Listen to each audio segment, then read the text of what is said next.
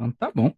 Hoje a nossa designação é primeiro e segundo Tessalonicenses. Aula passada já tivemos 8 capítulos para discutir. Dessa vez também serão 8 capítulos. Então eu espero que seja de grande valia essa discussão que nós teremos aqui neste final de tarde. Tá? Sejam todos bem-vindos. E primeiro eu vou começar dando um panoramazinho sobre a cidade de Tessalônica. Alguém sabe por que se chama Tessalônica? Eu achei bem interessante quando eu fui pesquisar. E olha só, a cidade de Tessalônica, ela foi construída por determinação de Cassandro, que deu o nome da esposa dele à cidade. Olha, então arrumem marido assim, mulheres, né? Que dê nomes às cidades deles, tá? Ela, a esposa de Cassandro, era meia-irmã de Alexandre o Grande. Tessalônica, a mulher, né? Foi chamada assim pelo pai dela, Filipe II da Macedônia, por ter nascido no mesmo dia da vitória. E lembram-se qual é a palavra em grego para vitória? É de uma marca famosa, uma marca esportiva famosa. Alguém lembra? Não recordo agora. Nike. A gente chama de Nike, mas Nike Nossa, significa vitória em grego. Então, nesse dia que Tessalônica nasceu, os macedônios tinham acabado de vencer a batalha contra os tessálios, por isso que o nome dela foi Tessalonike, Tessalônica. E aí Cassandro, casado com ela, deu o nome da cidade de Tessalônica em homenagem à sua esposa, Tessalonike, tá? Ela está situada na costa que nome norte, é legal, né? Ela está bem no diferente. nortezinho, assim, de uma baía, tá? E tem várias montanhas ao redor. Então, ela está no pé de montanha e situada ao norte de uma grande baía. Está bem protegida. E uma importante estrada para Roma passava por lá. Era chamado de Via Egnácia. E era uma estrada que cruzava de leste a oeste. E ali perto terminava a Via Ápia, que também é muito famosa, estrada que cruzava de norte a sul. Então, se alguém desejasse ir a Bizâncio, fazer um comércio, né, do Império Bizantino, que a gente já estudou em história, ou quisesse ir para Roma, tinha que passar por lá. Então, era uma importante cidade, era uma cidade rica, populosa, um centro comercial, cultural, tá? Era uma maravilha naquela época, Tessalônica. E além do mais, Tessalônica tinha o status concedido por Roma de cidade livre. O que que é isso? O nome diz, né? Mas só para vocês terem uma ideia, eles não precisavam pagar impostos ao Império Romano. E além disso, eles eram autogovernados. Não tinha um procurador romano, não tinha polícia romana naquela cidade, porque ela gozava do status de cidade livre. A governabilidade da cidade ou a governança era feita por meio de um conselho local, com moradores ali da própria região que eram eleitos para compor esse conselho e assim governar a cidade sem interferência de Roma. E a cidade amava esse status livre que eles tinham. E havia o consenso geral, era de senso comum ali na cidade, que eles tinham que demonstrar total lealdade ao imperador. O imperador lá realmente era encarado como o Senhor e o Deus vivo, tá? Por isso que chamavam de Augusto. Os Césares, eles eram a encarnação de um Deus. Eles eram o Deus. E isso causava problemas para indivíduos de qualquer outra religião ou que professassem qualquer fé diferente que não no Império Romano, no imperador como figura augusta, como o Deus, tá? A dificuldade de ser cristão lá era por conta dessa pressão. O sentimento de que o cristianismo poderia fazer com que Roma mudasse o status da cidade livre. Tá? Então, eles tinham muito medo que, com o cristianismo lá instalado, já que eles acreditavam que, devendo total lealdade a Roma, eles mantinham o status de livre, com o cristianismo lá, que era visto com maus olhos, Roma pudesse revogar esse status de Tessalônica de cidade livre. Então pensa num caldeirão aí de sentimentos contra os cristãos, sentimentos de patriotismo, sentimentos de amar esse título romano, tudo isso misturado causava certa dificuldade para a igreja. E eles tinham um grande medo, claro, de que o cristianismo fosse perturbar o equilíbrio das coisas por lá. E aí, já na história me chamou a atenção, né? Porque o cristianismo, onde entra, perturba o equilíbrio, concordam comigo? Seja nas nossas vidas, seja na comunidade onde a gente está inserido. Entrou a palavra de Cristo, a gente tem já um desequilíbrio das coisas. Comentamos isso já em aulas passadas do Instituto. E se a gente voltar, e é isso que a gente vai fazer, a gente vai voltar um pouquinho para um livro que a gente já estudou. Então vamos abrir lá em Atos. Lembrem-se que Atos foi escrito por Lucas, e aí a gente vai ver que essa história acontece em paralelo ao que a gente vai ver em Tessalonicenses, que são cartas de Paulo. Essa é a segunda viagem missionária de Paulo. E Silas atuava como companheiro de Paulo. Silas vai ser um personagem importante. Ele é um cidadão romano e o nome dele é chamado de Paulo e por Pedro de Silvano. É isso que vocês vão ver no início da apresentação da carta. Vai ser chamado de Silvano, que era o nome latim dele. Silas, que era o nome semítico, o nome judeu dele, é uma versão de Saul. E aí a gente deve lembrar que o próprio Paulo era chamado de Saulo ou Saul. Então os dois eram chamados de Saul. Os dois tinham o mesmo nome. O Silvano, Silas, Saul e Paulo, Saulo, Saul. Então em Atos 16 eles estão com Timóteo. Era um trio missionário. Então imagina que trio. Paulo, Silas e Timóteo. Tá? Mas aí a gente vai focar em Atos 17 para a gente entender o que está acontecendo.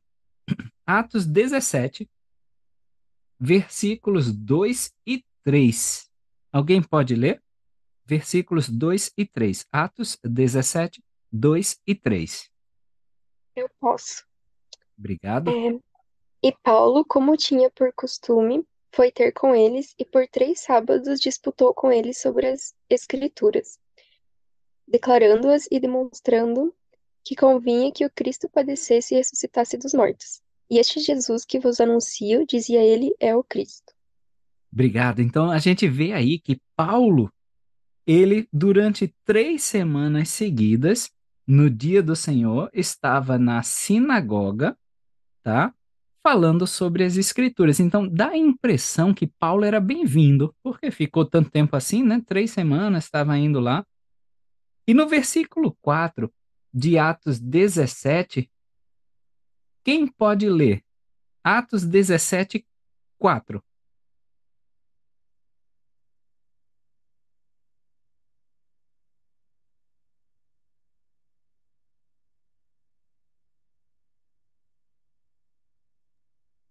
E alguns deles creram e reuniram-se com Paulo e Silas uma grande multidão de gregos religiosos, e não poucas mulheres distintas. Muito bom. Lucas, ele faz questão de notar aí, ó, gregos religiosos. No inglês seriam gregos devotos.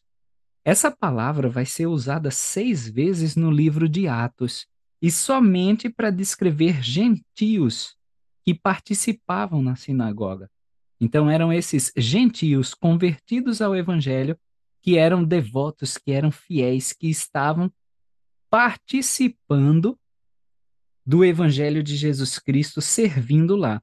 Eles eram fiéis, mas se mantinham à margem da congregação judia local. Por quê? Eles não circuncidavam-se, eles não observavam algumas leis judaicas quanto à comida. Então, quantos hoje nós conhecemos que amam a igreja, mas por uma razão ou outra, eles não se submetem aos convênios?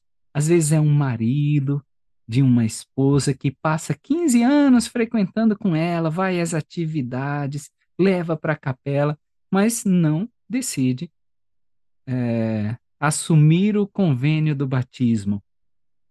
Às vezes vai até o templo com a esposa, leva a esposa ao templo, participa das reuniões, não só esposa, marido, às vezes namorado, namorada, amigos da igreja que adoram, mas ainda não tiveram a coragem para dar esse próximo passo, andar essa segunda milha. Era como esses gregos, tá? E essas mulheres distintas que foi mencionada aí no versículo 4 eram formadoras de opinião, provavelmente eram esposas daqueles maridos que eram membros do governo local, daquele conselho que eu disse que geria a cidade. Essa era a audiência de Paulo em Tessalônica. Dá para ver então que Paulo ele gozava de certa influência ali no meio, né? Ele gozava de certo prestígio. Então vamos ver no versículo 5. Quem pode ler agora? Versículo 5, Atos 17, 5.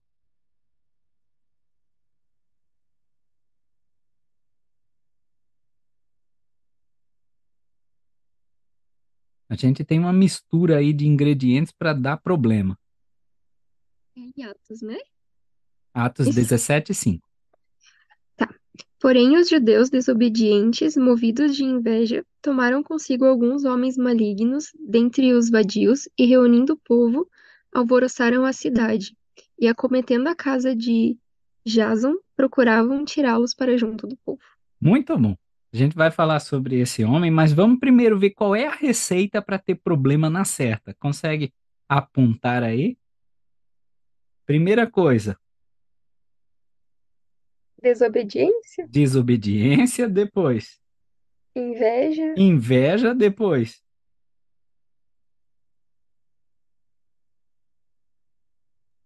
não sei, homens malignos, isso, maldade, e maldade, depois, preguiça, não sei. ok, vadiagem, né? Então, se juntar num caldeirão desobediência, inveja, maldade e vadiagem, dá problema na certa.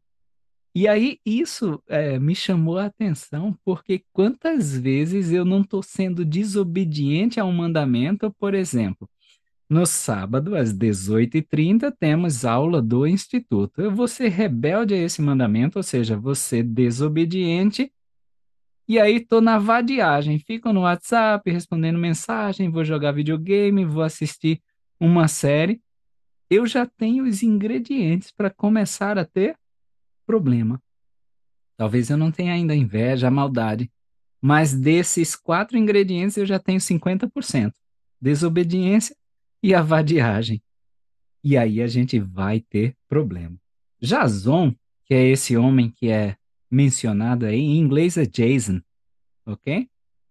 Ele era do conselho local. E talvez a sua esposa, a esposa de Jason, fosse uma das mulheres distintas que Lucas menciona aí.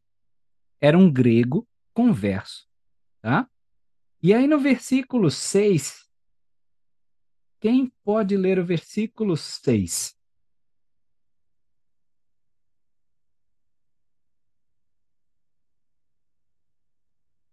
E não os achando, trouxeram com violência Jason e alguns irmãos aos magistrados da cidade, clamando: Estes que têm alvoroçado o mundo chegaram também aqui. Parece que foi o que fizeram com Jesus Cristo. Acusavam Jesus Cristo de alvoroçar o mundo com aqueles novos mandamentos que Cristo dava. Lembram quando ele falava: Ouvistes o que foi dito, eu, porém, vos digo. Então, acusavam Cristo de alvoroçar o mundo, e é a acusação que fazem contra Paulo, Silas e Timóteo, de que eles estavam alvoroçando o mundo. E aqui, especialmente em Tessalônica, era visto com grande gravidade, porque, como a gente já explicou na introdução, né, poderia até mudar o status da cidade, o status de cidade livre diante do Império Romano. Então, eles realmente estavam muito sérios quanto a esse distúrbio, quanto a este alvoroço que a doutrina de Cristo causava. Então, o conselho ele vai estabelecer uma fiança, Jason paga, e eles são libertos aos cuidados de Jason. Eles foram, entre aspas, né, convidados a sair da cidade e foram enviados a Bereia, que era uma comunidade judaica ali perto. Talvez, né, Jason achou que eles estariam mais bem protegidos. Ah, vai, aí a turma não, pelo menos não vai pegá-los, não vai fazer maldade quanto a eles. E o povo dessa região foi considerado mais nobre ainda, porque recebiam a palavra de bom grado e buscavam as escrituras. É o que vocês vão achar lá no versículo 11. Olha o que ele diz. E este foram mais nobres, o pessoal de Bereia, do que os que estavam em Tessalônica, porque de bom grado receberam a palavra, examinando cada dia nas Escrituras se estas coisas eram assim. Será que a gente está sendo mais nobre do que todos os outros? Será que a gente está recebendo de bom grado a palavra de Deus? Examinando cada dia nas Escrituras se as coisas eram assim mesmo? Como é que está meu estudo diário? Será que eu estou podendo ser considerado mais nobre, né? E aí, quando aqueles judeus desobedientes, que a gente já viu lá no versículo 5 de Atos 17, né? Os desobedientes, invejosos, maldosos e vadios, descobrem que eles estão na Bereia, eles não deixam isso barato. Vejam lá no versículo 13, tá? Eles foram para lá e agitaram as multidões. Deixa quieto, né? Não briga dois quando um não quer, né? E eles foram atrás de novo, Paulo, Silas, Timóteo. E aí Paulo tem que sair das redondezas. Mas ele envia Timóteo para Tessalônica para saber o que estava acontecendo por lá. E essa epístola que a gente vai estudar hoje é uma resposta à carta recebida por ele que continha notícias do povo. Provavelmente, nessa época em que ele recebe o relato de Timóteo, ele estava residindo em Corinto. A gente já viu que ele passou cerca de 1 ano e meio residindo lá em Corinto. Provavelmente também é a primeira carta escrita por Paulo. E aí vocês devem se lembrar que a organização das epístolas foi feita baseada na mais longa para a mais curta. Mas, na verdade, tá? Essa epístola pode ter sido, bem provavelmente, uma das primeiras que Paulo escreveu. E a retórica, ou seja, o jeito de falar, o jeito de escrever, né, chama essa carta de epidítica. Olha que termo eu fui descobrir enquanto eu preparava a aula, né? Porque Aristóteles classificava a retórica, que é essa arte do discurso, a arte de expor as ideias, em três gêneros: judiciário, deliberativo e epidítico. Essa carta cai na categoria de epidítica. E se a gente for olhar no dicionário, epidítico é um gênero de discurso que elogia ou critica um assunto do conhecimento de todos os presentes. Nesse caso, essa epístola é considerada a que tem os melhores elogios de Paulo, como Paulo costumava fazer em todas as cartas dele. A gente já viu isso. A primeira porção da carta era ele elogiando o local para o qual escrevia. Mas essa parece se superar nos elogios que Paulo faz ao povo de Tessalônica. E diferente das outras cartas, nessa daí não há transgressões a serem repreendidas. Então a carta fica no elogio e no encorajamento. É um daqueles comunicados oficiais que a gente lê na reunião sacramental. O intuito dessa carta era esse, para ser exposta para todos os membros. Paulo vai começar, então, agora a gente vai cair mesmo em Tessalonicenses, 1 Tessalonicenses, capítulo 1, versículo 1. Ele vai começar usando termos que eram comuns à época. Quem pode ler para nós? 1 Tessalonicenses 1, 1. Lembrem-se que Silvano aí é Silas.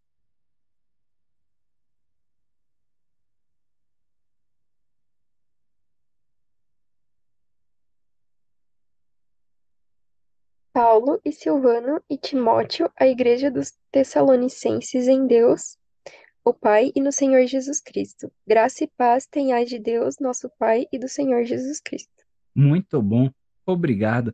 Então ele vai usar termos que eram usados e aplicados ao imperador de Roma, como provedor da paz, era assim que chamavam o imperador, e senhor, que era Kyrios, tá?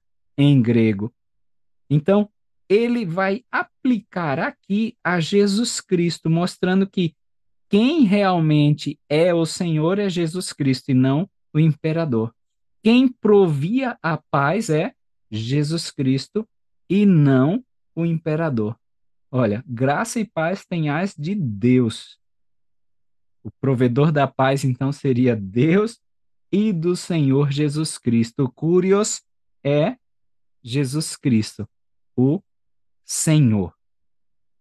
E é a primeira vez que Paulo vai fazer isso, já que é uma das primeiras comunicações por carta dele, né? Ele vai se valer de uma linguagem do império, provedor da paz, Senhor, para lembrar as pessoas a quem realmente deviam servir, que era Jesus Cristo. Vamos para o versículo 3. 1 Tessalonicenses, capítulo 1, versículo 3. Quem pode ler?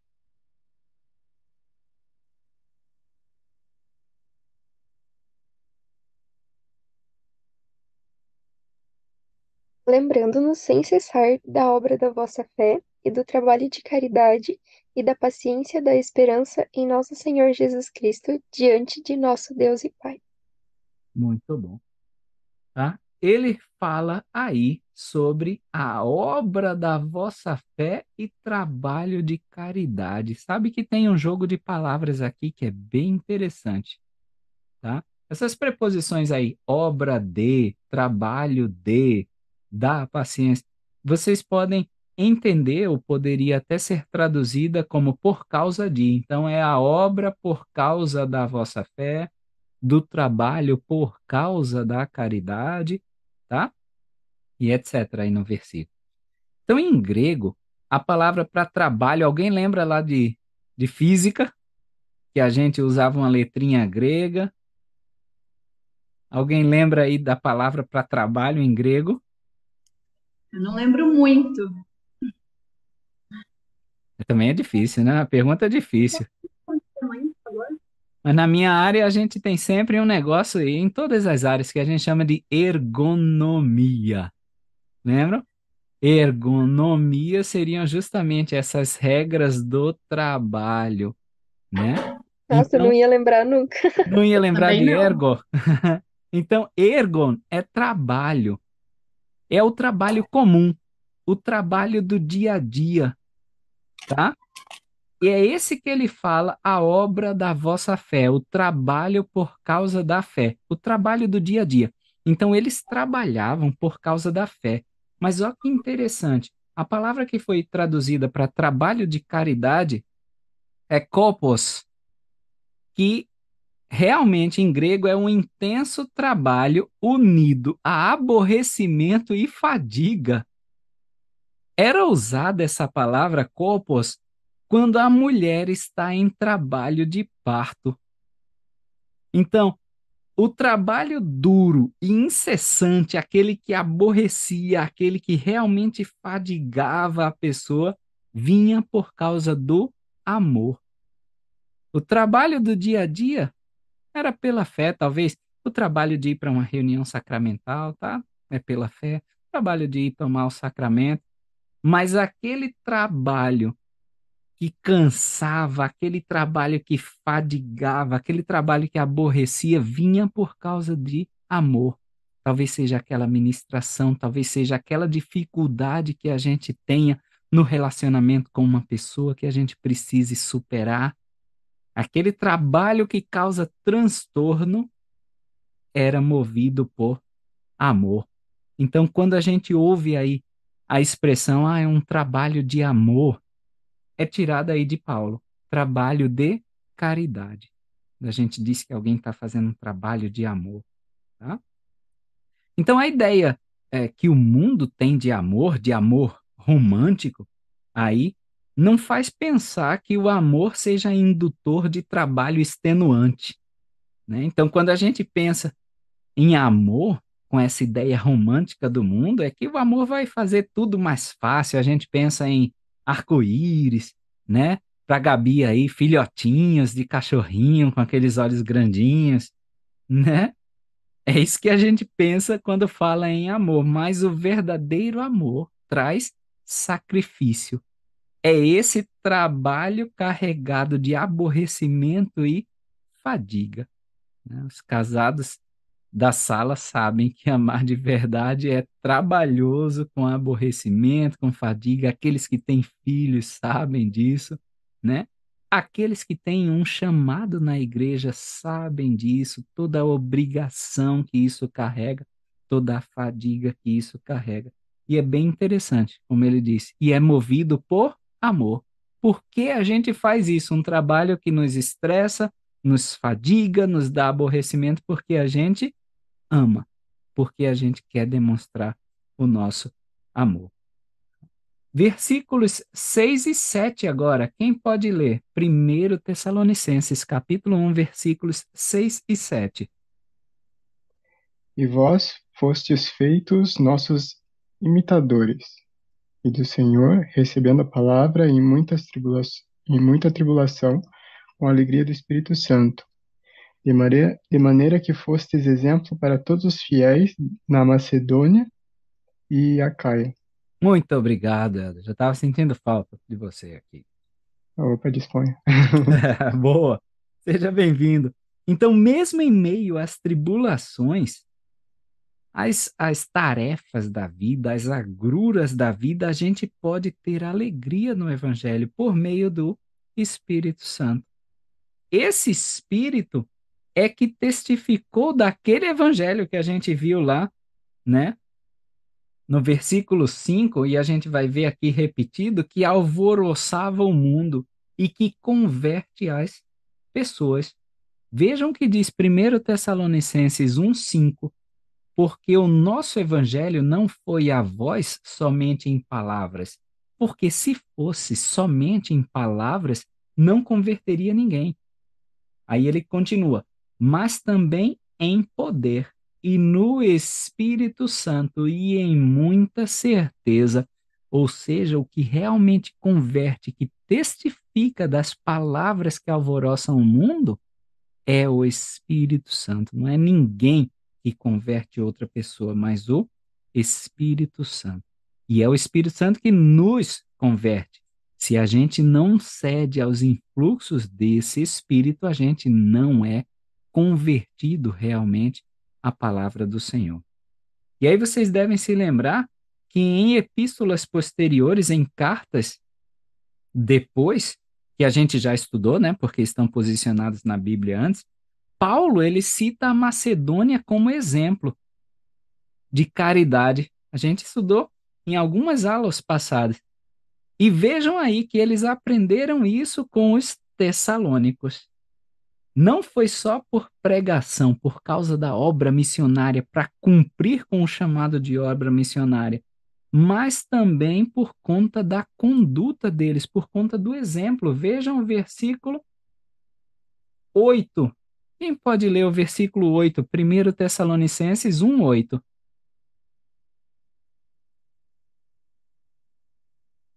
A pessoa aqui tá levando um baile para achar a escritura, tá?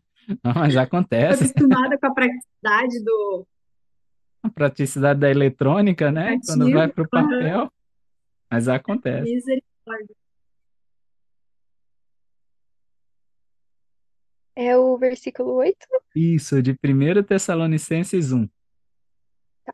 Porque por vós soou a palavra do Senhor, não somente na Macedônia e Acaia, mas também a vossa fé para com Deus se espalhou por todos os lugares, de tal maneira que já dela não temos necessidade de falar coisa alguma. Ó, que legal, né?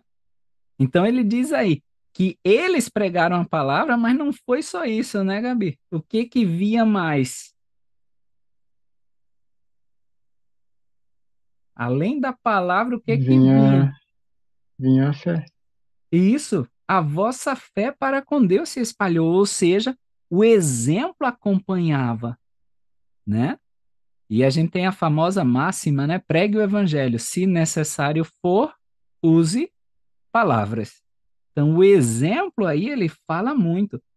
Eles pregaram para cumprir com a obra missionária, mas o exemplo, a vossa fé para com Deus, era conhecida em todo lugar. Então, a fama da fé e dos comportamentos deles já era conhecida. Vê aí no versículo 9, porque eles mesmos anunciam de nós qual a entrada que tivemos para convosco, né? Ele diz: as palavras, as atitudes de vocês já anunciam o trabalho que a gente fez. Então, como a gente é agora? A nossa ala, a nossa estaca está anunciando o trabalho que Cristo tem feito em cada um de nós? Ou a gente ainda está sendo contrário a essa obra do Senhor que Ele opera em nossas vidas, né? Qual é a nossa fama no trabalho, em casa, na igreja? Ela nos precede de tal forma que ninguém tem a necessidade de falar coisa alguma, como a gente viu no versículo 8.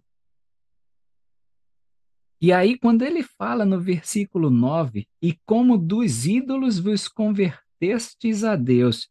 Lembra que a gente falou que a adoração era ao imperador. Então, eles se haviam afastado da adoração ao imperador para servir, como ele diz aí no versículo 9, ao Deus vivo e verdadeiro. E isso, vocês precisam ter essa ideia. Era um sacrifício imenso. Não é como hoje, que é uma liberdade religiosa, uma tolerância religiosa em qualquer lugar que vamos. Mas naquela época, isso podia ter custo social e econômico para eles, porque eles estavam deixando de adorar o imperador, justo daquele império que concedeu o título de cidade livre. Tá? Então, tudo girava em torno dessa adoração ao imperador. Não fazer parte disso provavelmente geraria consequências, né? Versículo 10. Quem pode ler? 1 Tessalonicenses, capítulo 1, versículo 10. E para esperar dos céus seu Filho, a quem ressuscitou dos mortos, a saber, Jesus, que nos livra da ira futura. Muito bom. Obrigado. E eles serviam a Deus e tinham essa esperança, olha. Eles esperavam dos céus a Cristo. E aí, quando ele fala nos livra da ira futura, nos livra da justiça, né? Do que a justiça iria cobrar sem piedade de cada um de nós. Por isso que ele diz da ira futura. E nós temos essa esperança enraizada de verdade em nossos corações? Ou a gente está só fazendo por costume, porque é legalzinho, eu acho legal estar lá com eles, as pessoas, ou realmente a gente tem essa esperança arraigada aqui dentro do coração? Eu sei disso. Não é vergonha se não tivermos. Podemos buscar através daqueles dons do Espírito, nós podemos sim ter essa mesma certeza que Paulo e os tessalônicos tinham. Tá bom? Dúvidas até agora? Algum comentário? Nós vamos passar aí para o capítulo 2, 1 Tessalonicenses, 2, porque Paulo ele vai relembrar o tempo em que eles estavam juntos lá em Tessalônica. E é um capítulo modelo para todos aqueles que desejam ser um exemplo de Cristo. Então, se eu estou pensando assim, eu quero que minhas atitudes reflitam a Cristo. Eu quero que a imagem do meu semblante seja Cristo. Esse é o capítulo. 1 Tessalonicenses, capítulo 2. Vamos ver no versículo 2. 1 Tessalonicenses 2, 2. Quem pode ler? Eu encontrei aqui, posso contribuir agora. Pode, obrigado.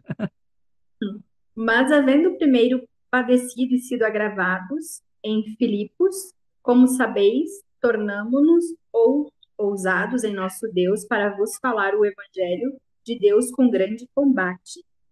Muito bom, obrigado. Então, mesmo nas dificuldades, eles foram, a palavra que ele usou aí nas Escrituras, eles foram Ousados? ousados, eles foram corajosos em pregar a Cristo, tá? E olha que ternura de Paulo sendo externada aos santos de lá, mesmo quando ele sofria, mesmo quando ele estava em dificuldade. Vejam no versículo 11, vamos só pular um pouquinho, segundo Tessalonicenses 2, mas o versículo 11 agora, olha que ternura Paulo expressa. Assim como bem sabeis, de que modo vos exortávamos e consolávamos a cada um de vós, como o pai a seus filhos. É assim que ele se compara, como um pai a seus filhos. Essa exortação que Paulo faz era genuína, não era feita de acordo com as técnicas de retórica do mundo. E é por isso que ele fala no versículo 3 o que ele falou, ó. Era uma pregação movida de amor, era aquele trabalho de amor, aquele trabalho associado a aborrecimento e fadiga, mas por amor. Versículo 3, quem pode?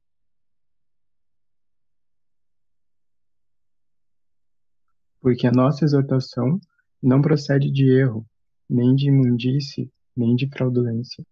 Tá vendo só? Obrigado, Helder. É, a exortação não era com o intuito de ganhar números para a igreja, não era com o intuito de dizer que eles eram melhores pregadores do que outro, não procede de erro, nem de imundície, nem de fraudulência.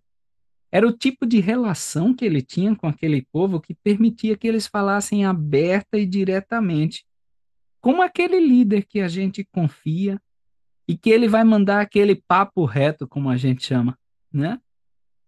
Aquele conselho movido de amor e do fundo do coração, mesmo que possa às vezes parecer duro, mesmo que às vezes possa parecer franco demais, mas é esse o tipo de amor que une os líderes que o Senhor chama. Era assim que Paulo se sentia, como um pai a seus filhos. E o pai nem sempre diz sim, às vezes ele diz não, às vezes ele vai dar um castigo, às vezes ele vai ser bem mais enfático e bem mais duro a respeito de determinado assunto. Versículo 4. Gabi agora tirou férias. Vou ler então. Mas como fomos aprovados por Deus para que o evangelho nos fosse confiado, assim falamos, não como para comprazer aos homens, mas a Deus que põe à prova o nosso coração. O que ele está falando aí nesse versículo? Vamos construir junto aí.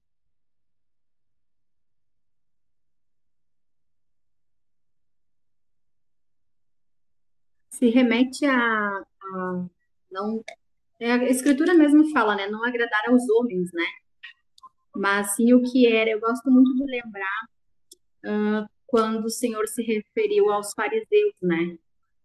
Ele não deixava de falar aquilo que precisava para agradar, né? E ele incomodava mesmo, né? Sim, E a pessoa fala assim, mas com que autoridade ele fala, né? ok, muito bom. Não sei Não se tem ajuda. discurso, às vezes, que a gente ouve e sai dizendo, nossa, mas como é que o cara fala isso? né? Ou Aham. alguma entrevista que a gente passa, nossa, mas como é que ele fala isso? Então, as coisas que eles ensinavam os apóstolos do Senhor, né? Paulo aí na época, e hoje continua sendo assim, e as coisas que eles aconselhavam não eram coisas que deviam agradar aos homens, não é coisa que a gente talvez saia agradado numa entrevista, né? Como quando o líder às vezes nos precisa falar umas verdades, né?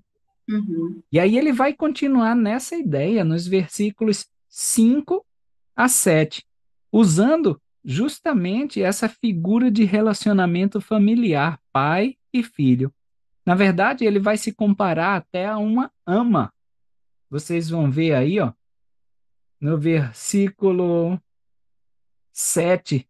Antes fomos brandos entre vós, como a ama que cria seus filhos, né? A ama, ela cuida dos filhos, mas é o trabalho dela. Ela trabalha cuidando dos filhos para se sustentar.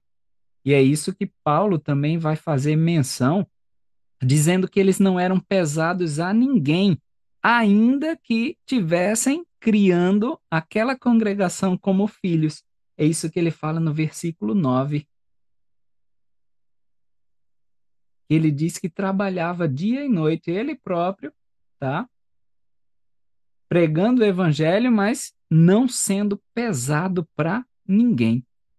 E ainda que eles pudessem, ou fosse totalmente aceitável eles ficarem nas costas, vamos chamar assim, do povo, da congregação, por eles serem apóstolos, ele menciona isso no versículo 6. Ainda que pudéssemos, como apóstolos de Cristo, servos pesados, né? Eles não fizeram isso. Por quê? Porque eles faziam tudo movidos de amor. Não era só a obrigação de cumprir com aquele chamado da obra missionária ou o encargo que Cristo deu e de pregar o evangelho a toda criatura. Eles faziam realmente porque amavam aquelas pessoas.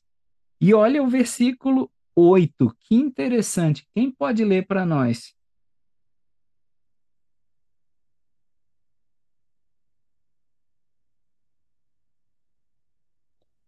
Assim, nós, estando-vos tão afeiçoados de boa vontade, quiséramos comunicar-vos não somente o Evangelho de Deus, mas ainda a nossa própria alma, porquanto nos éreis muito queridos. Então, ó, não era só cumprir com o chamado missionário, não somente o evangelho de Deus. Eu não quero só te dar a palavra, mas eu quero comunicar a minha própria alma.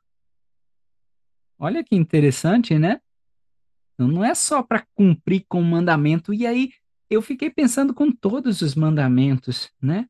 Eu vou para o sacramento só porque é um mandamento ou eu estou comunicando a minha alma ao Senhor?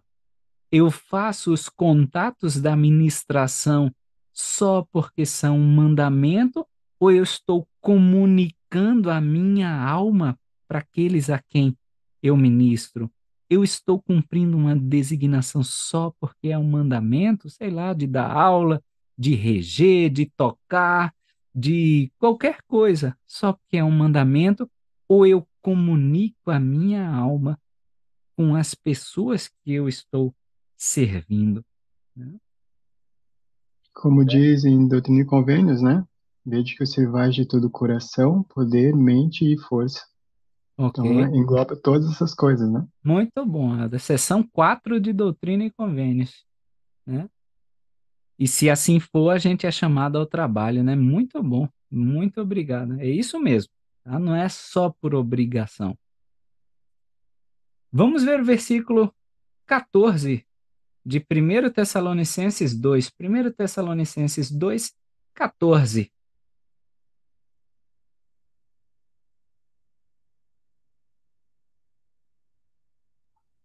Porque vós, irmãos, fostes feitos imitadores das igrejas de Deus que estão na Judéia, em Jesus Cristo, porquanto também padecestes de vossos próprios concidadãos as mesmas coisas, como eles também dos judeus.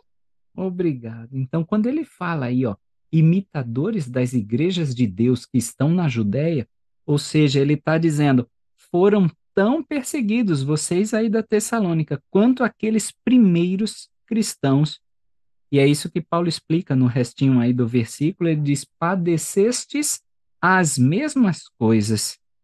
Foi essa mesma perseguição que levou Paulo a ser expulso do meio dos Tessalônicos, lembram? Lá no versículo 17, ele vai dizer: Nós, porém, irmãos, sendo privados de vós por um momento de tempo, tá? Quando eles tiveram que ser gentilmente conduzidos para fora da cidade. E pelo que a gente sabe, Paulo nunca mais voltou para Tessalônica. Ele até manifesta o desejo no versículo 18 ali.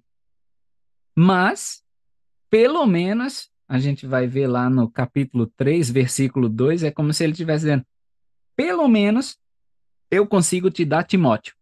Timóteo para ele nos ajudar com vocês, mandar notícias e transmitir o nosso amor.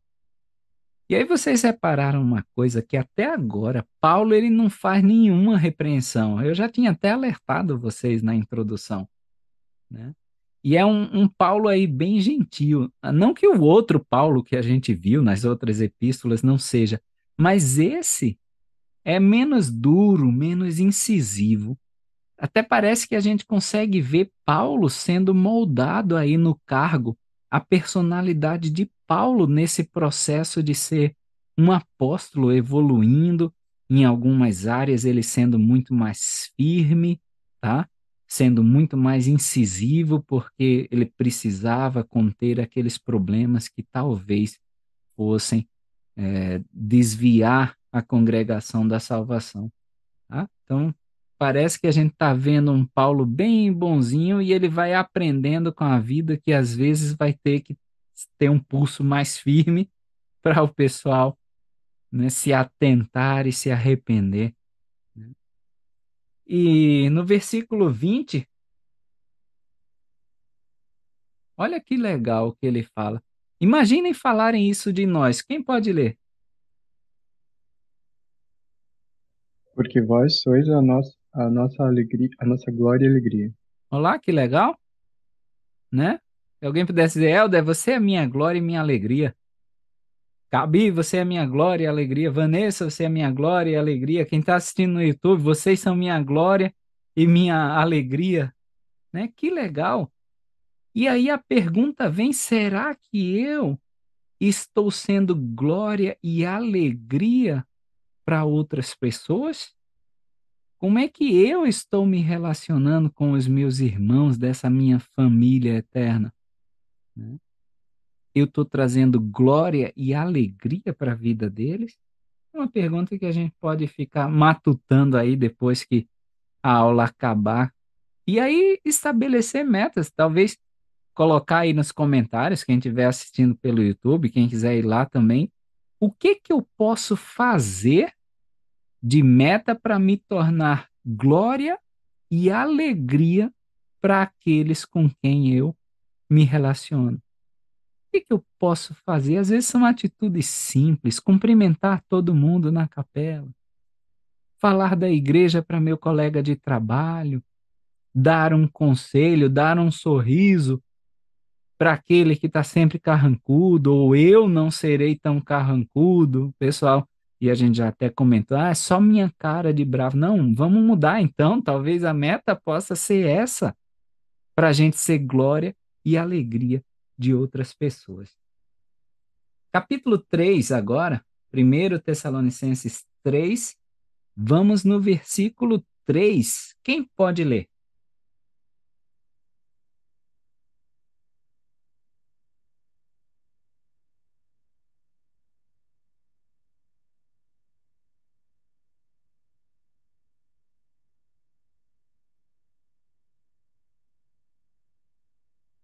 Tá bom, eu tô sem óculos, mas eu tô lendo. Vamos lá, leve bem. Para que ninguém se comova por essas tribulações, porque vós mesmos sabeis que para isso fomos ordenados. Aí vocês vão me chamar a atenção, mas, pô, mas você acabou de dizer que Paulo é gentil, agora Paulo está dizendo para que ninguém fique com peninha de vocês por causa dessas tribulações, porque foram perseguidos como o pessoal da Judéia, para que ninguém fique com pena. Por que ele está falando assim com o povo? Me deem ideias.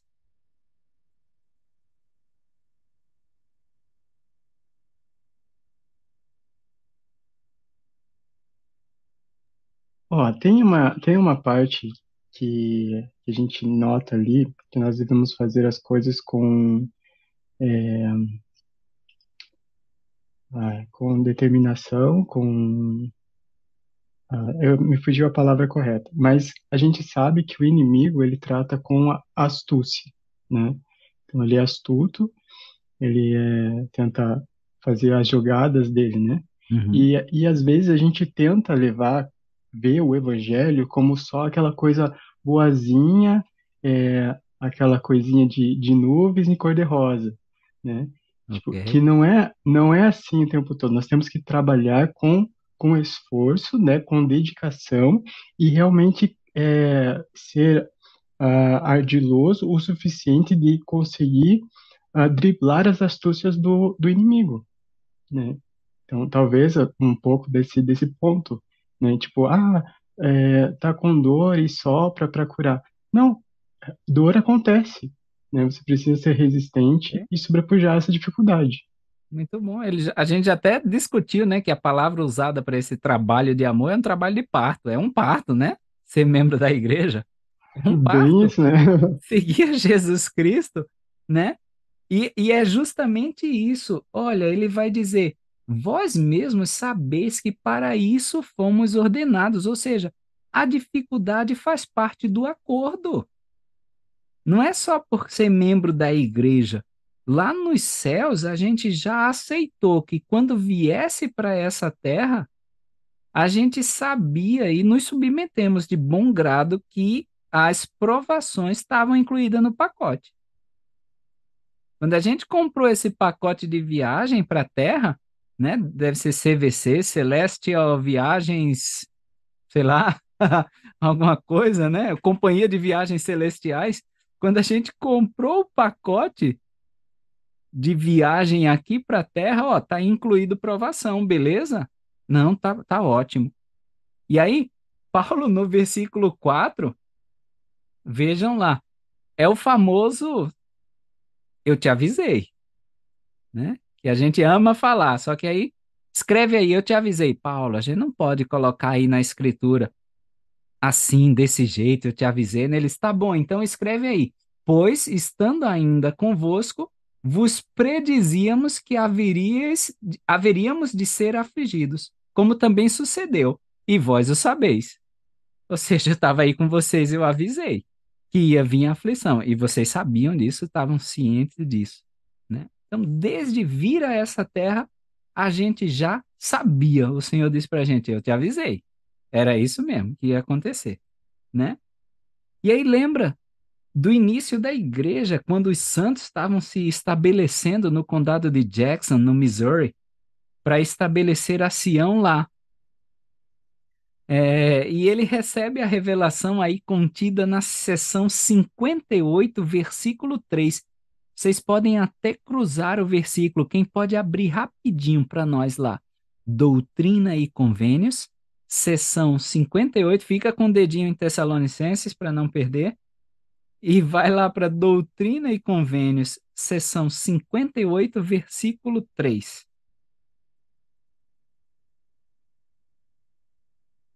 Isso foi no primeiro domingo que eles se reuniram lá no condado de Jackson, Missouri, assim que o profeta Joseph Smith chega lá.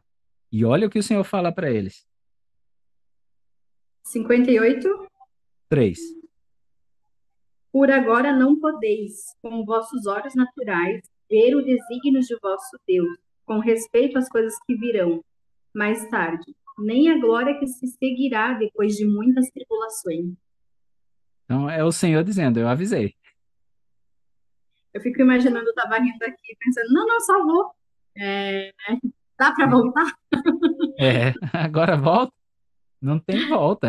Foi uma passagem só Tempo, de ida, né? não é?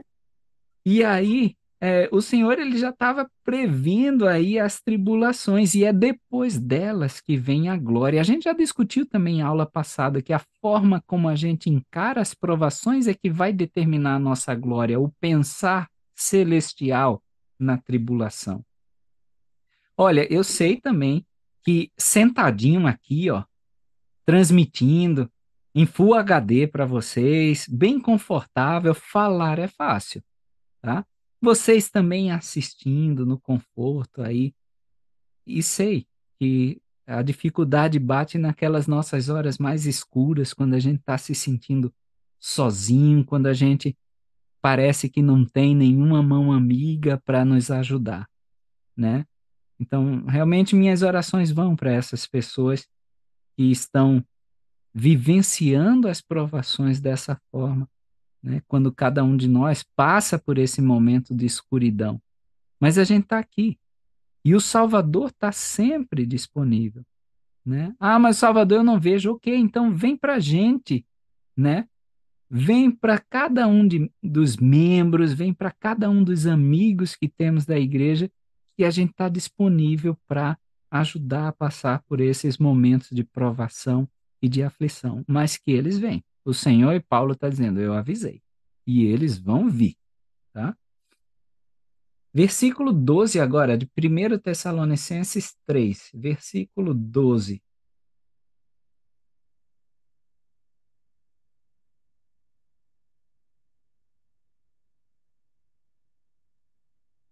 E o Senhor vos aumente e faça crescer em caridade uns para com os outros e para com todos, como também nós para convosco. Muito bom. Vê aí que Paulo está pedindo que o Senhor aumente, então passa uma ideia de acréscimo, não é? De crescimento. E esse crescimento, ele é gradual.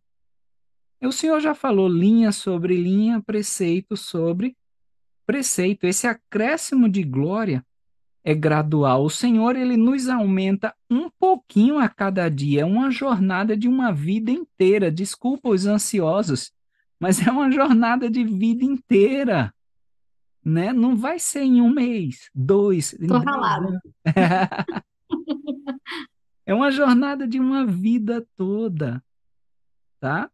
Então ninguém deve se desesperar com isso. O Senhor acrescenta um pouquinho cada dia.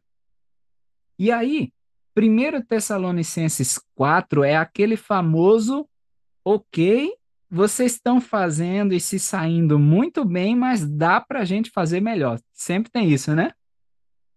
Talvez numa entrevista, tá ótimo, irmã, tá tudo bem, mas, irmão, né? Mas dá para a gente fazer um negocinho aqui diferente para te dar um resultado melhor. E esse é um papel do líder, é não nos deixar ficar parado. Não nos deixar acomodar em nossa situação. Ah, mas tá tão bom aqui, eu sem chamado. E aí chega o bispo, me liga para a gente inventar moda, né?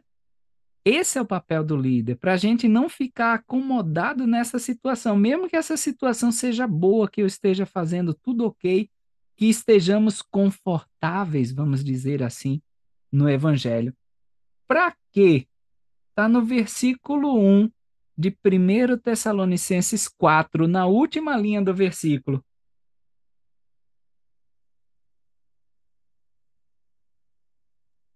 Para progredir cada vez mais. E isso é só assim que a gente progride, né, Gabi? Quando a gente está acostumado no mesmo lugarzinho, naquele mesmo marasmo, a gente está parado. A gente só se mexe quando a gente é impelido, né? Eu estou fazendo agora uma especialização em geriatria, gerontologia. Eu sei que o assunto, por exemplo, de saúde mental na velhice é muito importante, mas eu não pegava um capítulo do livro para estudar se não tivesse uma prova marcada. Infelizmente é da natureza humana, né?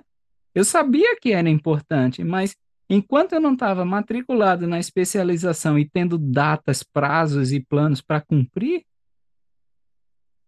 eu não me mexia. Então, eu tive que sair da minha posição confortável, ficar um pouquinho desconfortável para eu progredir, para eu ir atrás de mais, para eu melhorar, como ele diz aí, para que a gente possa progredir cada vez mais. É por isso que o bispo nos liga para dar chamado. E aí, quando vê lá, bispo, putz, aí já pega o telefone, ixi, Maria, o que vem por aí, né? Eu estava tão bom, tão sossegadinho, mas é para isso.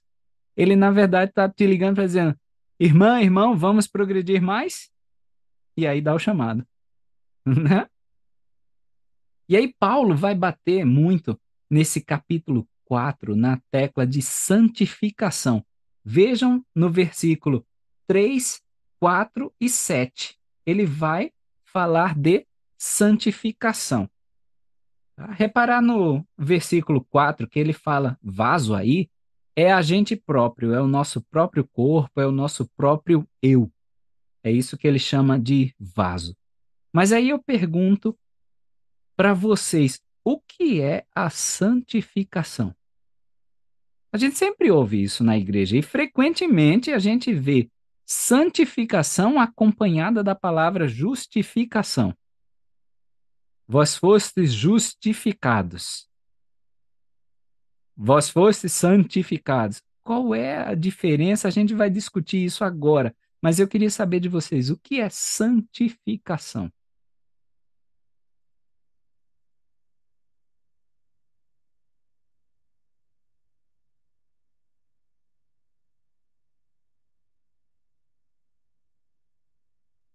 Ah, eu não sei se Ah, tá certo, mas se Construir. tornar puro, assim, na medida que você consegue, né?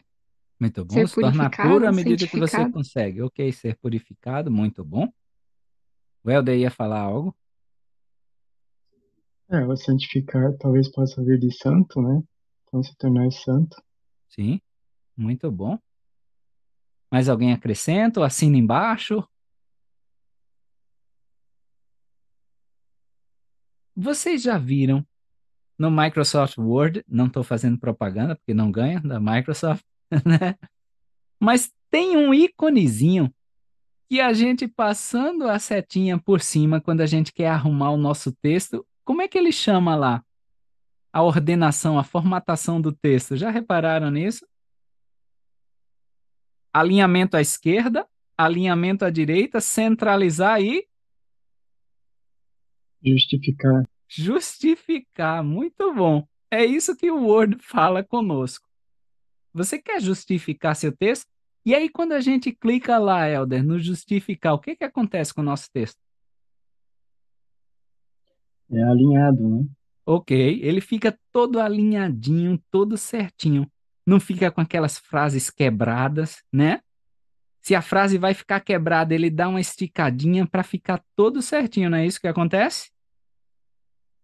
Ele fica justificado dentro dos padrões e limites Ok, estabelecidos. muito bom. Então, ó, pensem nisso quando lerem as escrituras, porque a justificação, a gente vai começar falando dessa, tá? Ensinado pelas próprias escrituras é ser considerado justo. Ou seja, a página da nossa vida vai ficar branquinha e nós vamos ser reetiquetados, vai ser colocada uma nova etiqueta como sem pecado, justo, certinho. Quando a gente clica para justificar no Word, não fica nenhuma arestinha de texto, fica tudo na mesma linhazinha, na mesma margem, na mesma configuração ali. É isso que acontece quando o Salvador diz que seremos justificados. Vocês são considerados justos agora perante mim. Mas a santificação, ela vai além disso. Não é somente a gente ser perdoado por algo que a gente não estava fazendo e que devia fazer. É realmente nos habilitar a viver como Cristo.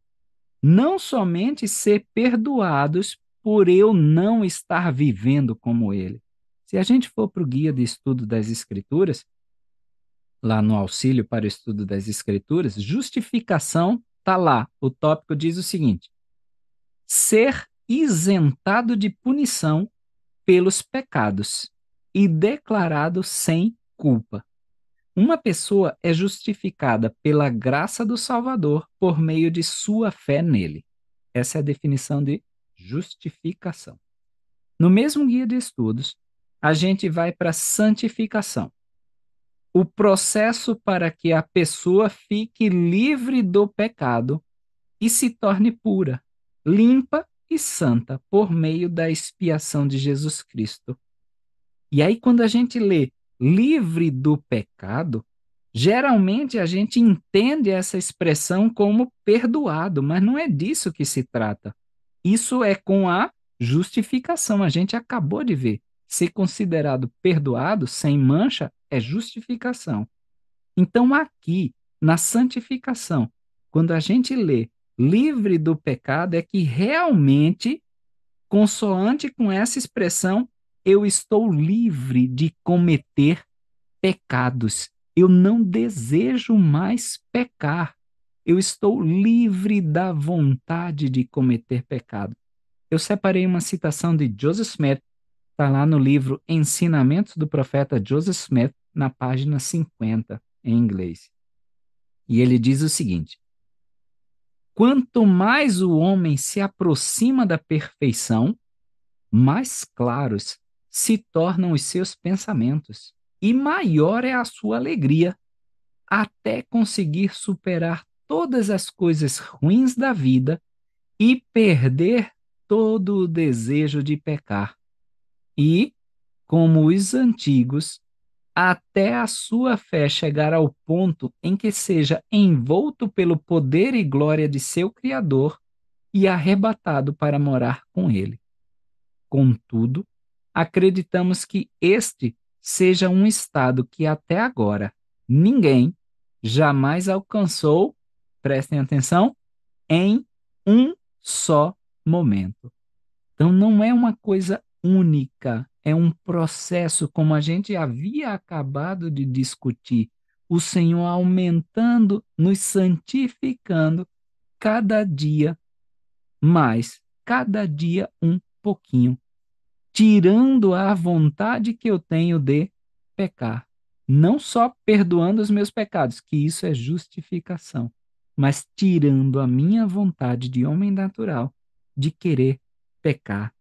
Será que seria, então, talvez mais um convite ao pensar celestial que o presidente Russell M. Nelson vem enfatizando, enfatizou agora na última conferência geral?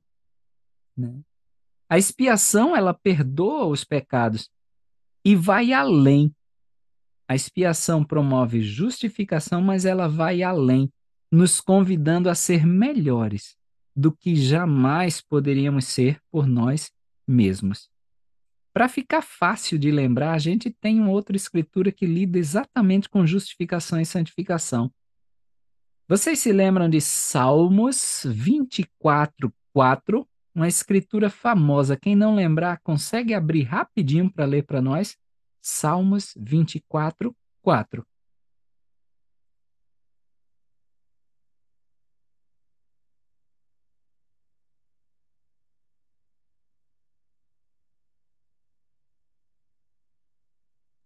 Consegue me ouvir? 24. Conseguimos? Todo mundo junto. Salmos 24:4. Muito bom.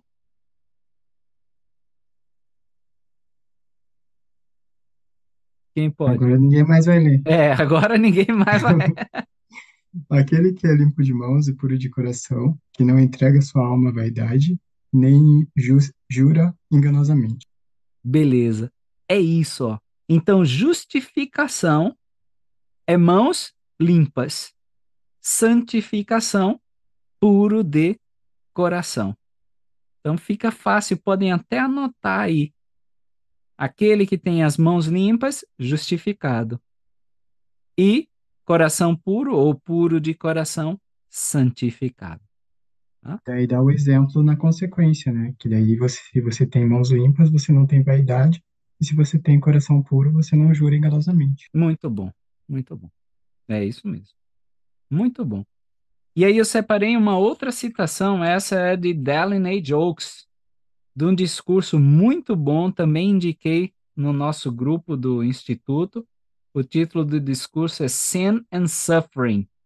foi um BYU Devotional de agosto de 1990. Ele diz o seguinte: por que nos é necessário sofrer no processo de arrependimento por sérias transgressões? Frequentemente, pensamos nos resultados do arrependimento como simplesmente uma limpeza de nossos pecados. Mas essa é uma visão incompleta da coisa. Uma pessoa que peca é como uma árvore que facilmente se enverga ao vento. Num dia chuvoso e com ventania, a árvore se enverga tanto contra o solo que as folhas terminam sujas com lama, como o pecado. Se somente focarmos em limpar as folhas, poderá permanecer a fraqueza na árvore que permite que ela se envergue e suje suas folhas. Somente limpar as folhas não fortalece a árvore. De forma semelhante, uma pessoa que meramente sente pesar por ter sido suja com o pecado, pecará novamente na próxima ventania. A suscetibilidade à repetição continua até que a árvore seja fortalecida. Então é meio que justificação é limpar as folhinhas da árvore, santificação é fortalecer essa árvore para ela não se envergar nessa ventania e não se sujar com o pecado. Santificação, então, mais uma definição, é aquele vagaroso desejo diário de querer deixar de pecar. Tá? Dúvidas até aqui? Todo mundo craque agora em justificação e santificação quando virem nas Escrituras? Pode ser as mãos limpas, puro de coração, ser perdoado, ser justificado, tornado justo e santificação, querer deixar de praticar qualquer iniquidade. Beleza? Vamos para o versículo 7 de 1 Tessalonicenses 4. Quem pode ler? Porque não nos chamou Deus para a imundície, senão para a santificação. Olha, de novo. Então, a gente acabou de discutir que o evangelho não é só ser limpo de pecados. É isso que ele diz. Não nos chamou Deus para a imundície, não foi para ser limpo somente. Ele diz que chamou a gente para quê?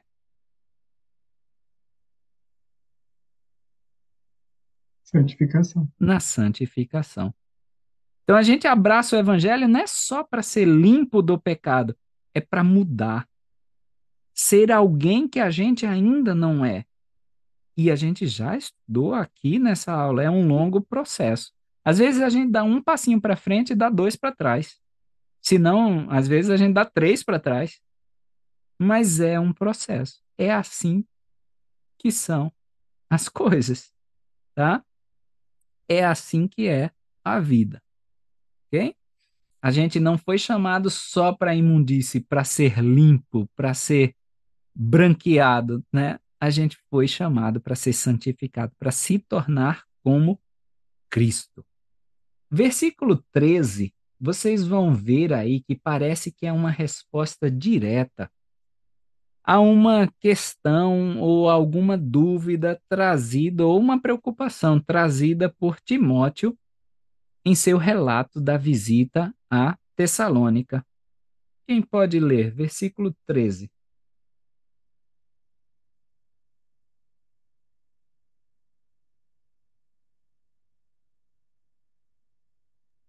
Não quero, porém, irmãos, que sejais ignorantes acerca dos que já dormem, para que não vos entristeçais, como também os demais que não têm esperança. Então, ele está dando conforto. E é interessante a palavra conforto, porque se vocês separarem, em latim é com, ou seja, junto, né? Forte. Ou seja, ser forte junto. É conforto. E é isso que Paulo ele está fazendo. Ele diz, olha, os entes queridos que já dormem, que já faleceram, não se desesperem como o povo do mundo. E aí, por quê? Ele já dá a resposta no versículo 14. Por que quando alguém morre a gente não tem que ficar naquela sensação de desolação total, como a gente vê várias pessoas assim depois de uma morte de um ente querido? Mas Paulo já provê a resposta. Onde é que a gente vai ser forte junto? Onde a gente busca conforto? Está no versículo 14. Porque se cremos que Jesus morreu e ressuscitou, assim também aos que em Jesus dormem, Deus os tornará a trazer com ele. Então ele diz: está aí o conforto. Em que doutrina a gente pode ganhar conforto quando algum ente querido nosso falece, dorme? Nessa doutrina aí do 14, como é que a gente resumiria em uma palavra?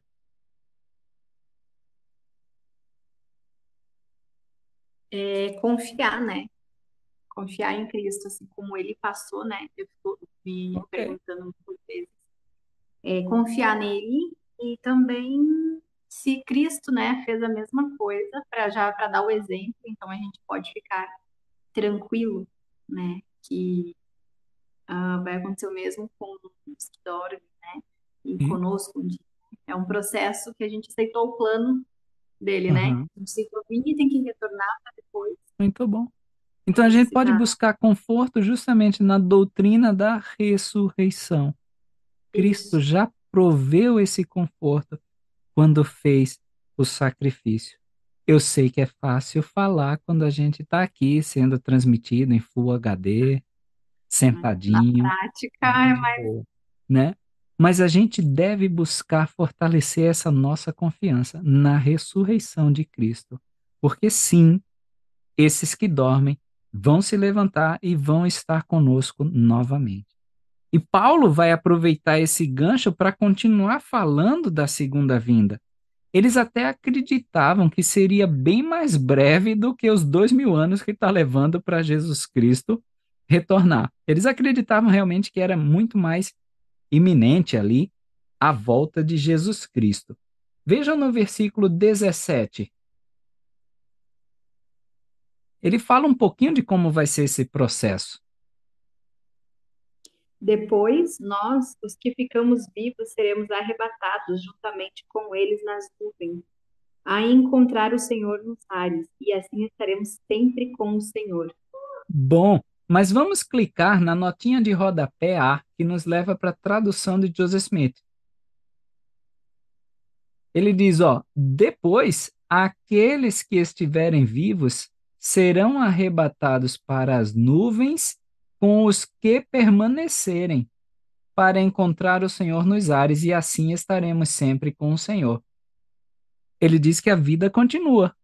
A vida vai continuar aqui na terra quando o Salvador estiver conosco. Só depois é que nós seremos arrebatados, tá? É um adendo aí de informação à segunda vinda. É um pedacinho mais de doutrina que ele insere de que a vida vai continuar na segunda vinda de Jesus Cristo. E só depois é que nos reuniremos com esses entes queridos. Depois aconselho até quem quiser dar uma olhadinha na nossa aula, no nosso vídeo da ressurreição. Tem muita coisa interessante sobre o julgamento final, como se dará a ressurreição. Eu vou deixar um cardzinho aqui em cima, é só clicar no link, vai remeter aí para o vídeo, tá? Vamos para 1 Tessalonicenses 5, já estão ficando cansados de mim? Capítulo 5 de 1 Tessalonicenses, então, parece ser uma continuação dessa resposta de Paulo à questão trazida por Timóteo. Mas Paulo aí, ele não vai especular muito, porque o Senhor, ele diz no versículo 2 de 1 Tessalonicenses 5, virá como ladrão de noite. E aí, que interessante. A gente sempre lê isso nas Escrituras. Vamos cruzar com Doutrina e Convênios, seção 106, versículo 4. Quem pode ler para nós?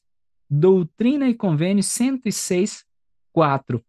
Lê com cuidado. Se eu pedir para ler é porque tem algum alguma coisinha diferente.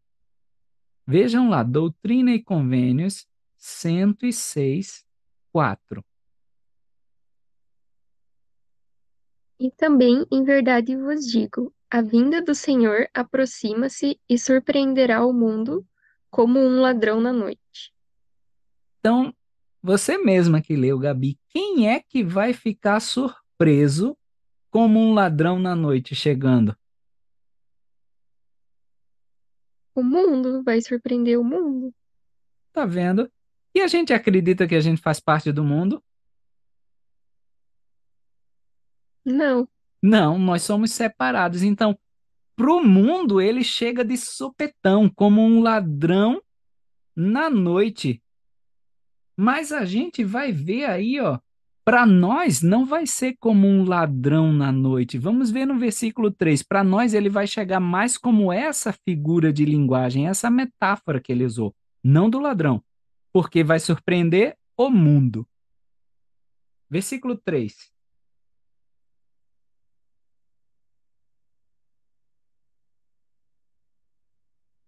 Versículo 3 de Doutrina e Convênios? Ah, Desculpa, desculpa, pode ler, de pode ler. Tessalonicenses 5. 1 Tessalonicenses 5. Pois quando disserem a paz e segurança, então lhes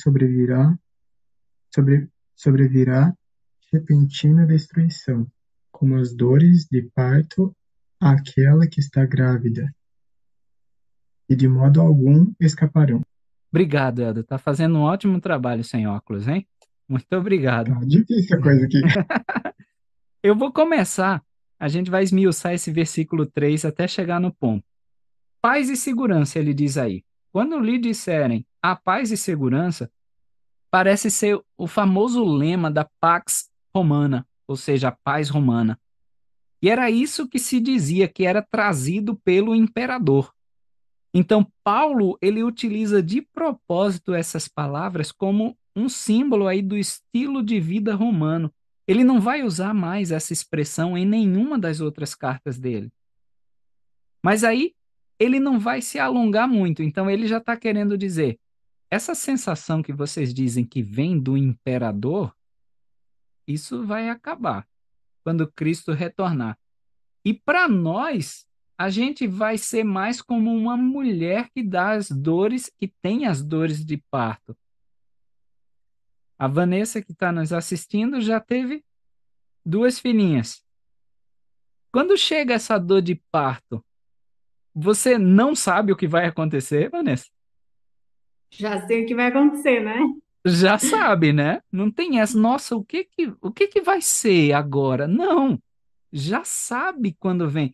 Então, para aqueles que conhecem os sinais, é como a dor de um parto. Você já sabe o que vem por aí. Não vai ser como um ladrão na noite que vai pegar de surpresa. O ladrão da noite pega de surpresa o mundo, quem não conhece os sinais. Mas nós, como ele vai dizer aí, ó, no versículo 4, mas vós, irmãos, já não estáis em trevas. No 5, todos vós sois filhos da luz e filhos do dia. Não durmamos no 6, como os demais, mas vigiemos. Então, para nós que conhecemos os sinais, como a mulher que está dando à luz, ela já sabe o que vai acontecer. Então, não tem ansiedade alguma, não tem, nossa, o que que vai acontecer? Não, vai sair uma criança, não tem outra coisa, né? Vai chegar o Salvador, não tem outra coisa, tá? Então, nós somos como essa mulher, não vai ser surpresa nenhuma. E a gente não tem desculpa para ser pego de surpresa como um ladrão na noite, porque a gente é alertado sempre acerca dos sinais. Somos justamente filhos da luz e filhos e filhas do dia. Versículo 8. Esse conhecimento exige preparo. Quem pode ler o versículo 8?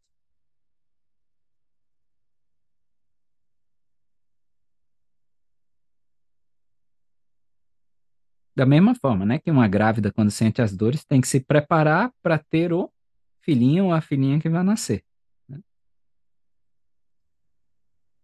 Mas nós que somos do dia, sejamos sóbrios, vestindo-nos da couraça da fé e da caridade, e tendo por capacete a esperança da salvação. Boa! A gente já ouviu falar isso recentemente? Não ouvimos? Quando a gente debateu Efésios. Também vou deixar o Efésios 2. cardzinho isso para nossa aula. Efésios é conhecido pela armadura de Deus. Então, é a primeira brincadeira aí que Paulo faz, a primeira associação que Paulo faz, primeira brincadeira aí com as palavras associando a armadura de Deus. Lembrem-se que essa epístola foi escrita antes de todas as outras. A gente deixa o link lá para a aula de Efésios para vocês lerem sobre a armadura de Deus. Então, não saber quando vai ser a hora não é desculpa para a gente não fazer nada, ok? Dos versículos 11 a 22 de 1 Tessalonicenses 5, são conselhos bem gerais e são ótimos conselhos gerais. São frases assim bem gostosas a gente pôr num adesivo de para-brisa de carro ou para tricotar numa fronha de travesseiro ou para a gente fazer aqueles quadrinhos de crochê, sabe? Com uma frasezinha de escritura. Tá aí, são ótimos, tá? Do 11 ao 22. E reparem, nos versículos 12 e 13, que ele aconselha que a gente reconheça os nossos líderes locais. Talvez Paulo esteja exatamente dizendo, ó, dá uma trégua para eles, tá? Eles estão lutando para dar o melhor de si mesmos. Eles são imperfeitos. Ame-os, estime-os. E aí me lembrou muito um discurso de D. Todd Christofferson, também famoso, de outubro de 2015. Depois, quem quiser conferir, o título do discurso é Qual a razão da igreja? Onde ele fala justamente dessa nossa imperfeição, tá? Somos imperfeitos, né? Os bispos, os conselheiros, presidentes de estaca, até apóstolos são imperfeitos. Estão dando o melhor de si para nos servir. No versículo 14, quem pode ler? Bem interessante também.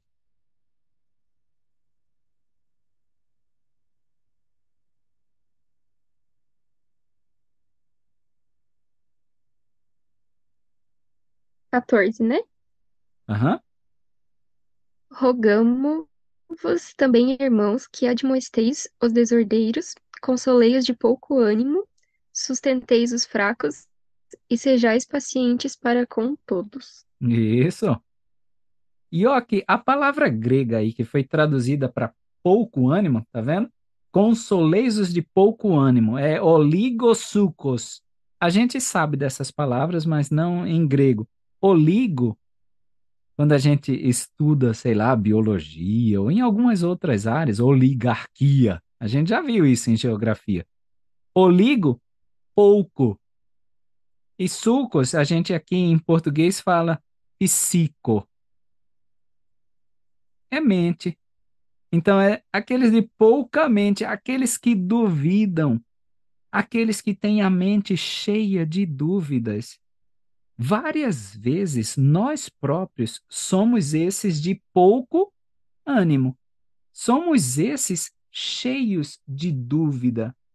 E ele diz: consoleis os de pouco ânimo, se quiser.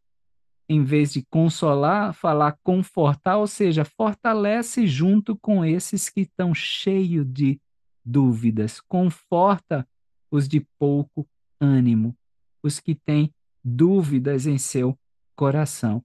E aí o conselho final é: sejais pacientes. A gente tem que ter paciência com todos, especialmente com essas pessoas. Tá?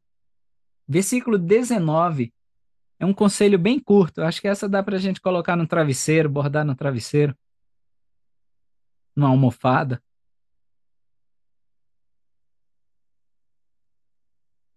Não apagueis o espírito. Deixa eu ler que esse é pouquinho, dá pra ler. Não apagueis o espírito, né? Apaguei, se vocês clicarem aí, vai dizer que do grego seria extingais, impeçais, suprimais. Como é que a gente faz isso? Como é que a gente apaga o espírito?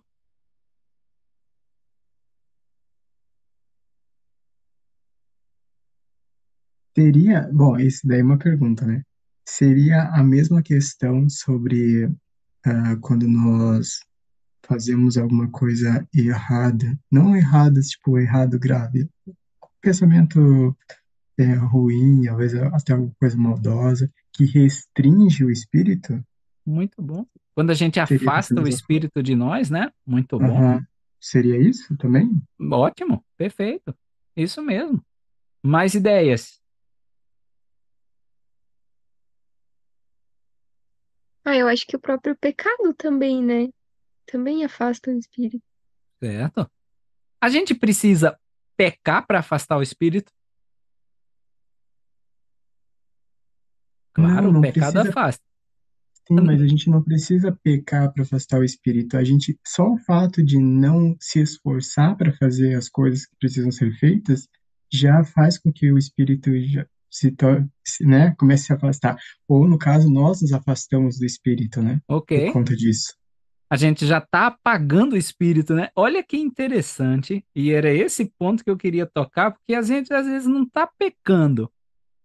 Mas olha o que Bruce R. McConaughey fala num discurso também famosão dele, chamado The Seven Deadly Heresies. Também uma BYU Devotional de 1 de junho de 1980. Eu nem era nascido ainda, tá? Mas olha o que ele diz. Algumas vezes, um orador traz uma jarra de muitos litros cheia da água viva. E quando ele despeja na congregação, tudo que os membros trouxeram foi um copinho, e isso será tudo que levarão embora. Ou talvez eles até estejam cobrindo o copo com suas mãos e não terão nada do que falar. A gente não está apagando o espírito às vezes quando a gente vai para uma sacramental despreparado? Quando a gente vai para uma aula, a gente não sabe nem qual é o tema da aula, né? Então, o que a gente leva para casa é o que a gente se dispôs a levar. Não foi culpa do orador. Às vezes ele está despejando litros e litros e litros de água viva, mas a gente só quer levar aquele copinho de sacramento para casa. Ó. Ele, sei lá, dá 5 ml ali, 8 ml. Pronto, acabou. E dessa forma a gente vai apagando o espírito, extinguindo, impedindo o espírito de agir em nossas vidas. Né? Muito bom, obrigado pelas considerações de vocês. Então, às vezes, a gente não está nem pecando, mas a gente está apagando com outras atitudes que, tudo bem a gente fazer isso numa sacramental, tudo bem fazer numa aula. Quando a gente lê as escrituras, né? Com um olho aberto, outro fechado, já deitado, que a escritura cai até em cima do nosso nariz, né? Porque está morrendo de sono a gente está, às vezes, apagando o Espírito, impedindo que ele haja sobre nós. Obrigado. Segundo Tessalonicenses, parece ser uma carta de acompanhamento. Na igreja a gente chama que depois, né, a gente acompanha. Não é que a gente é chato e fica em cima pegando no pé. É acompanhando, né? E é isso que Paulo está fazendo. A gente não sabe quanto tempo se passou desde a primeira carta, parece também ser parte de uma conversação aí em andamento com Paulo. Paulo mandava uma carta, eles respondiam, Paulo mandava outra e por aí vai. Segundo Tessalonicenses 2, vai ter uma continuação desse tópico da segunda vinda, e é para lá que a gente vai. Segundo Tessalonicenses 2, versículo 2. Quem pode ler também uma escritura famosa?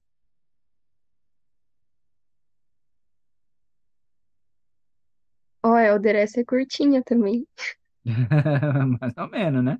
Segundo Tessalonicenses 2:2 já vai exigir um pouquinho mais. Ah, eu encaro que, que não vos movais facilmente do vosso entendimento, e não vos perturbeis, nem por espírito, nem por palavra, nem por epístola, como escrita por nós, como se o dia de Cristo estivesse já perto. Boa. Se a gente clicar na notinha de rodapé A, vai nos remeter para uma tradução de Joseph Smith, que ele vai dizer: nem sejais perturbados por epístola, a menos que a recebais de nós, ou seja, do canal revelatório autorizado. Ele diz: o que não vem desse canal revelatório autorizado, não, nem dê bola. Então, hoje, por exemplo, dia 21 de outubro de 2023, os nossos líderes estão sendo treinados por um canal revelatório autorizado, um apóstolo, o Elder D. Todd Christofferson. Eles estão reunidos com os líderes. E é com essa palavra de um canal revelatório autorizado que a gente deve se importar. Não com alarmismo aí de qualquer outra fonte, tá? Nessa época, algumas dessas outras fontes, dessas outras vozes, clamavam que o Senhor já havia retornado. E é sobre isso que Paulo faz menção quando ele diz aí no finalzinho do versículo, como se o dia de Cristo estivesse já perto. Então parece que alguns mal intencionados usavam o nome de Paulo para espalhar essas fake news. E a gente gosta um pouco disso da igreja, não gosta? Quando a gente está na igreja, a gente gosta um pouquinho dessas fake news, a gente começa, um apóstolo discursando na estaca vizinha de um primo do amigo que namora com a minha irmã, ele falou sobre isso, falou assim, assim, assim, e a gente vai repassando isso, né? Ou, eu vi de um cara que trabalha no escritório da igreja que, sabe? Então parece que é isso que estavam fazendo com as palavras de Paulo. Ó, sei não, numa noite familiar lá, Paulo falou isso, isso e isso, e que Cristo já voltou, e aí Paulo sente a necessidade de fazer essa correção, tá? Mas ele diz, tem um sinal inequívoco, vocês não precisam ficar em dúvidas de que o Senhor está retornando. E qual é esse sinal inequívoco? Versículo 3 e 4.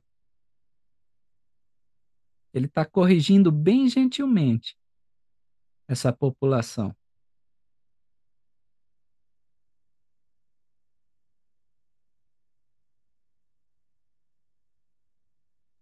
Qual versículo que é? Eu me perdi aqui. É o Segundo 3 ou o 4? Tessalonicenses 2, 3 e 4. Ah, tá. Ninguém de maneira alguma vos engane, porque aquele dia não virá sem que antes venha a apostasia e se manifeste o homem do pecado, o filho da perdição, o qual se opõe e se levanta sobre tudo que se chama Deus ou se adora, a ponto de assentar-se como Deus no templo de Deus, fazendo-se parecer Deus. Ele disse, esse sinal é inequívoco, tá bom?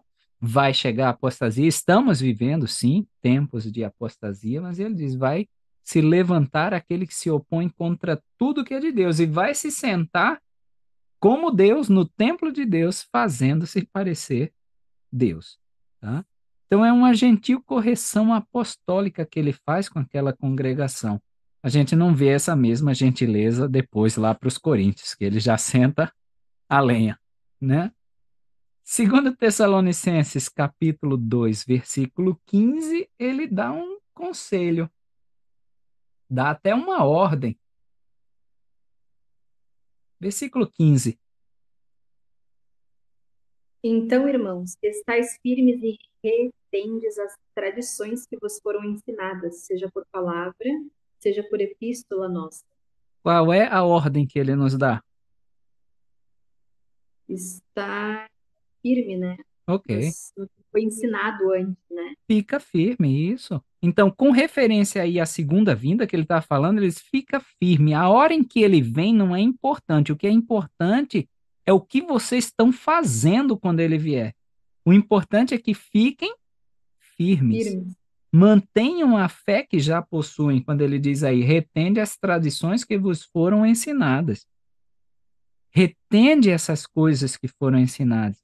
E aí Gordon Bittner Hinckley, no seu livro Teachings of Gordon B. Hinckley, na página 620 em inglês, diz o seguinte: pequenos desvios no ensino da doutrina podem levar a grandes e terríveis erros. Eu sei que é legal discutir doutrina, mas às vezes é o meu pensamento, é a minha interpretação. Eu não passo isso em aula, eu não passo isso como doutrina oficial da igreja. Posso passar numa conversa informal, a gente pode discutir sobre isso. Por isso também que o SEI, o Sistema Educacional da Igreja, tem feito um esforço grande para que os professores utilizem os manuais da igreja para dar as suas aulas, tá? Para que a doutrina permaneça pura. Em 2 Tessalonicenses 3, Paulo vai dar conselhos para ajudar aqueles cristãos que se afastaram ou que não estão cumprindo com os convênios, ou não estão mantendo a fé como se espera deles. Aqui a gente vai fazer uma sequenciazinha de escrituras, se cada um puder abrir um. 2 Tessalonicenses 3, versículo 6. Outro abre Gálatas 6, versículo 1. E outro abre 2 Tessalonicenses 3, 13, 14 e 15.